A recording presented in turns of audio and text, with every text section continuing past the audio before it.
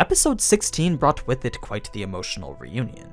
But what it didn't show was an extended battle between Paul and Rudeus, as well as more insight into what exactly caused his downward spiral. There was even the use of a brand new type of magic that Rudeus had never tried before. But prior to even reaching the Holy Capital, there were all sorts of smaller topics that needed to be covered first. Things like the 7 great powers and how they came to be, as well as the lengthy 1-month trip that was spent on the Holy Sword Highway. So let's do as we usually do and take a look at everything that we missed from the novels. But before I get started, today I have a very special sponsor to share with you.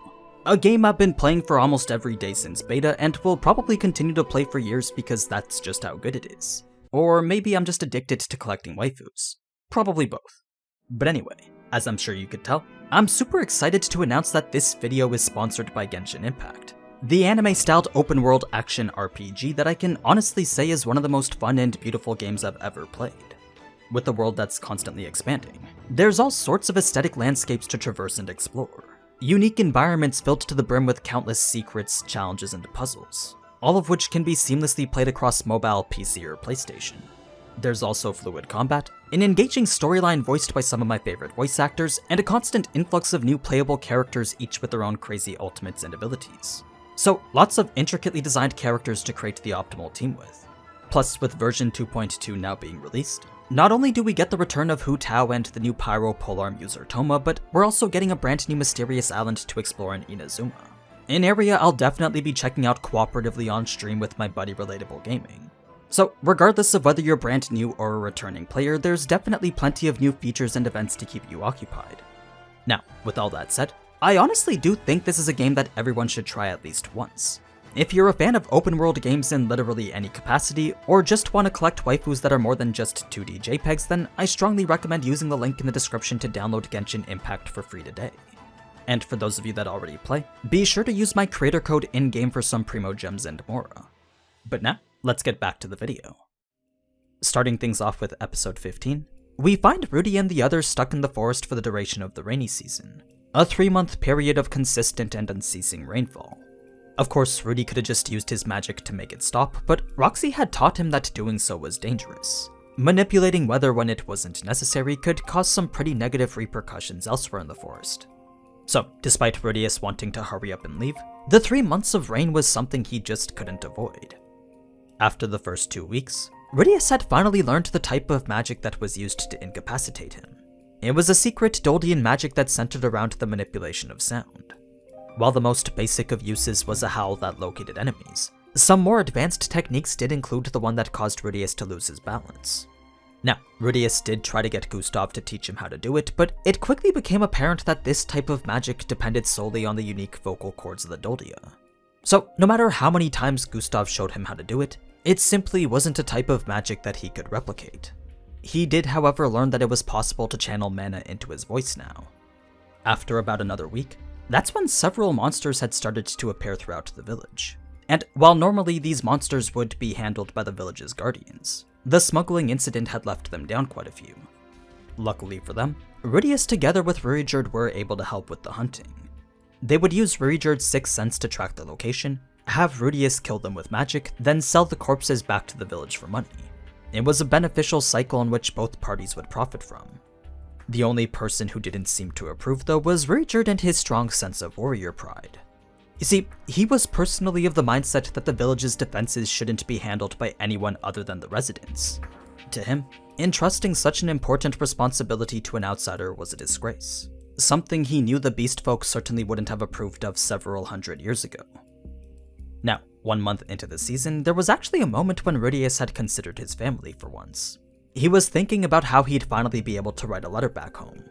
It's not like he'd never considered it before, but it was much more likely the letter would make it from the Millis continent rather than the Demon continent. That's why he'd waited up until now to do it. 2 more weeks later, and Rudeus had come to gain a better understanding of what the beast folk were. The term wasn't just an all-encompassing word for any human-animal species hybrid, but instead a generic term for any tribe that lived in the Great Forest.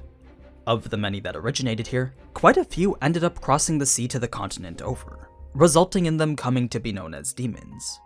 Of the beast folk that stayed, not only did each tribe have an animal-like trait attached to their body, but they also possessed an enhanced version of one of the 5 senses. It was out of all these tribes that only one was tasked with maintaining peace and protecting the sacred beast, the tribe of Doldia and its 2 primary families, with these 2 then splitting into a dozen more branch families. Together they made up what was essentially the royal lineage of the entire Great Forest. That's not to say that the beast folk were the only tribes in the area though. Alongside them, there also lived elves and hobbits up to the north, as well as a community of dwarves down south towards the mountains. Contact didn't occur with them very often, but once a year all the tribes would gather to participate in a festival around the sacred tree. It was an event intended to consolidate their peaceful relationship.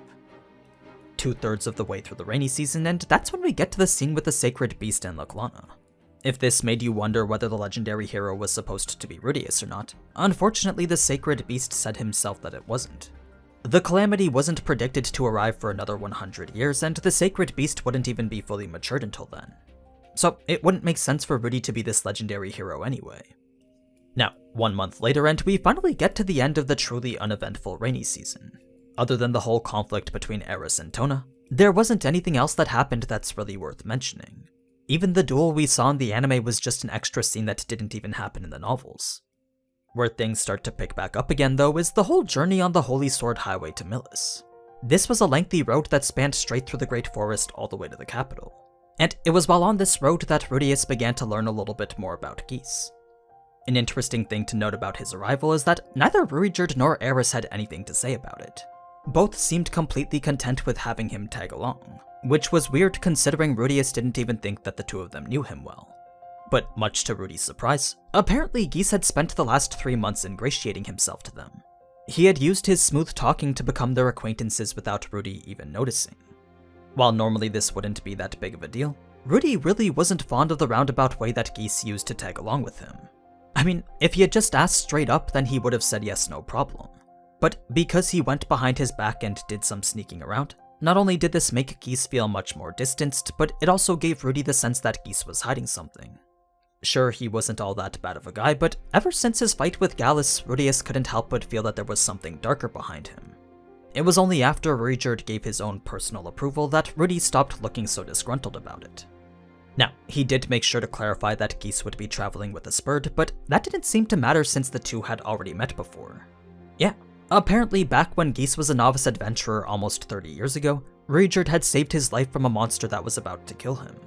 So, even though he knew how scary the Spurds were as a tribe, he also knew that Ruijerd was different among them. For a bit more context about this road, yes, the legend of its creation was absurd, but the fact that no monsters were seen the entire time did add a bit of validity to it. What I mean is that the mana left behind from this sword swing which spanned a continent was more than enough to ward off monsters from the impact zone even centuries after. So, with not a single monster to be seen the entire way, Rudeus couldn't fully dismiss the legend as simply that. There was no doubt some strange phenomenon had happened which had caused this road to be made. Setting that aside, there were numerous stations along the road for the 4 of them to stop and camp at. And this was where Geese would cook some of the greatest meals that Rudeus had had in years. When Eris had requested to learn to do the same though, there was actually a pretty significant reason for Geese saying no. You see, back when he was with his old unconventional party of 6, one of the women in it had requested the same thing that Eris did, pretty much for the exact same reasons as well. So, after Geese had agreed and taught her, the woman had actually succeeded in persuading this man to marry her. Geese wasn't sure if the cooking had anything to do with it, but the resulting marriage did end up in the party's 2 core members leaving, eventually leading the rest to go their separate ways as well. This wasn't that big of a deal at the time, but as a man who could do anything except fight or cast magic, there wasn't really much place for him in any other party. So it didn't take long for Geese to realize that the only place he ever truly belonged to was gone now. Thus the reason why he took up gambling and will never teach another woman how to cook again. Now, along their travels, the monument to the 7 great powers was exactly that. It was a symbol of recognition that identified the strongest people in the world as of the end of the Second Great Human-Demon War, a massive conflict that took place over 4,200 years ago. With such a long time having passed since then though, it makes sense then that the list would have been subject to numerous changes, especially given the occurrence of the Laplace War 500 years ago. Because every great power except for the Technique God participated in this war, 3 of them ended up dead, 1 went missing, and another was sealed, leaving only the 2nd-ranked Dragon God as the one to make it out unscathed. So, out of the 4 remaining spots in total, there's 3 that are currently missing and 1 that's sealed away, making the 7 Great Powers nothing more than a title that's slowly fading from memory. What's interesting about the monument itself is that should the list change in any way at any time, then the monument is set to update automatically via magic. It's essentially a real-time display of the 7 strongest people in the world. Well, according to Geese anyway. It's not something Rudeus thought he could personally reach, but he was awestruck by this world's ridiculously wide spectrum of power. Now, after about a month of traveling, that's when the 4 of them finally reached the exit of the forest. 30 days of traveling on this completely straight road had led them to here. The Blue Worm Mountains, where the path continued straight through just like how it did in the forest. But unlike how a forest path is actually easy to make, the fact that this mountain had a clear cut right down the middle just went to reinforce St. Millis's legend even more. Well, that plus a lack of monsters in an area notoriously known to be home to numerous dragons. So St. Millis's divine protection certainly wasn't something to joke about. It was the sole reason they were able to make it through the mountain valley in only 3 days. With that being it for their lengthy journey, we now find ourselves in the holy country of Millis, a beautiful fantasy metropolis that episode 16 brings to life with its amazing visuals.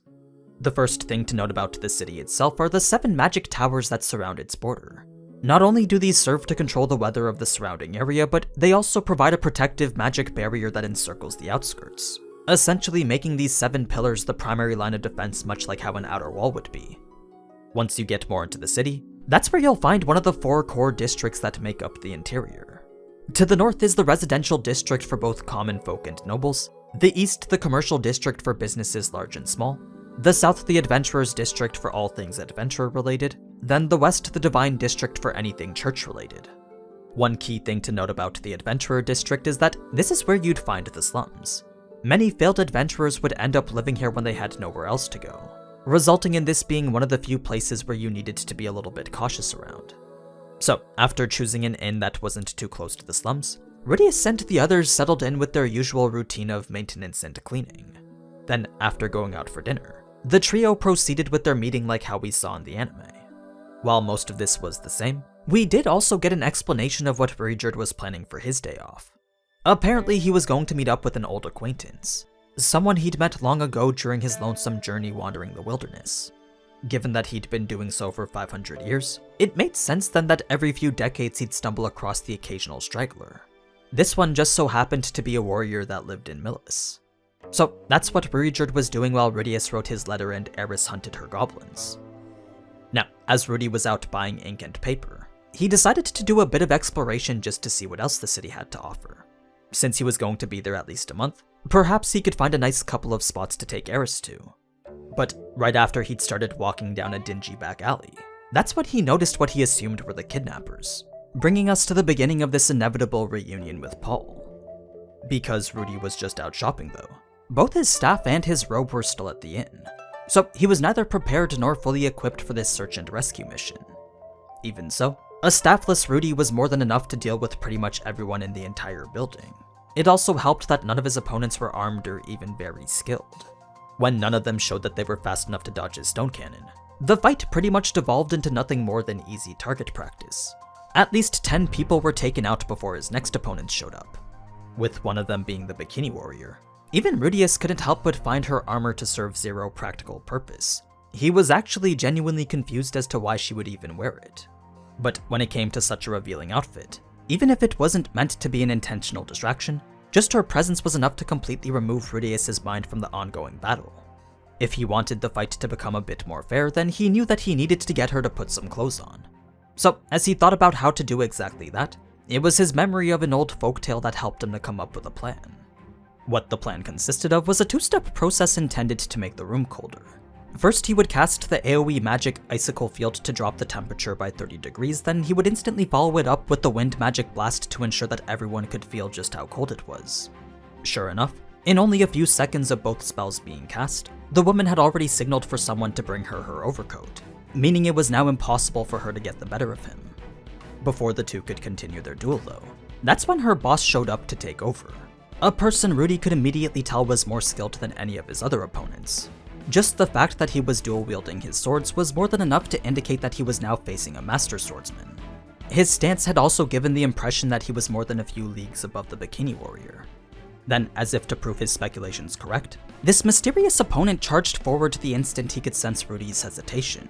He then easily blocked all of Rudy's stone cannons through a skillful display of the Water God style. But before he could get any closer, Rudy had cast a small shockwave to put some more space between them, leading Paul to make the decision to call for backup. So, unlike how we saw in the anime, Paul's request for help had made this fight a 1v3 instead of a 1v1. The Bikini Warrior and Mage were now moving in an attempt to surround him.